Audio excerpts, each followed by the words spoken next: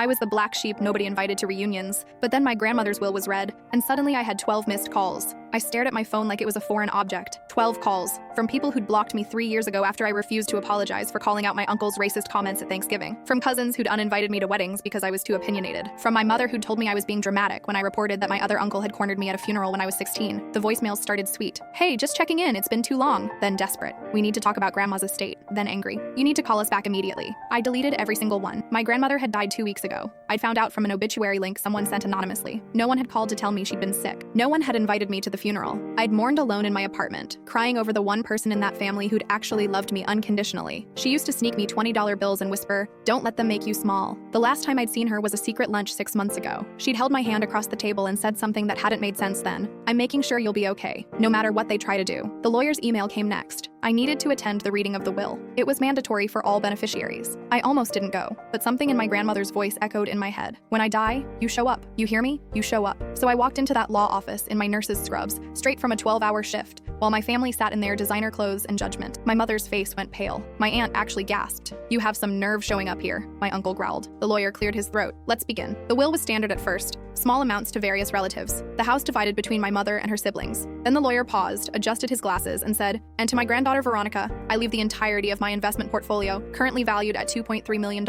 as well as the contents of safety deposit box 847. Silence. Then chaos. My mother lunged across the table. "That money was supposed to go to all of us. She's been poisoning Mom against us for years." My uncle threatened legal action. My cousin started screaming about how unfair it was, how I didn't deserve it, how I'd abandoned the family. I sat there numb, while the lawyer handed me an envelope. "Your grandmother left explicit instructions. I'm to give you this privately." In the bathroom, I opened it with shaking hands. Inside was a key and a note in her handwriting. "Baby girl, they're going to fight this. They're going to say terrible things, but everything in that deposit box will show you exactly who they are and what they've done. The money is yours. But what's in the box? That's your choice whether to use it. I love you. Make them pay or let it go. Either way, you're free now. P.S. Check the deed to the lake house. Surprise." I drove straight to the bank. The deposit box was large. Inside were folders, dozens of them, each labeled with a family member's name. I opened my uncle's first. Tax fraud. Embezzlement from grandma's accounts. Photos of him with his secretary, time-stamped during his wife's cancer treatments. My mother's folder contained proof she'd been stealing from grandma's jewelry collection for years, selling pieces and blaming the cleaning lady who'd been fired. Then I found my own folder. My hands trembled as I opened it.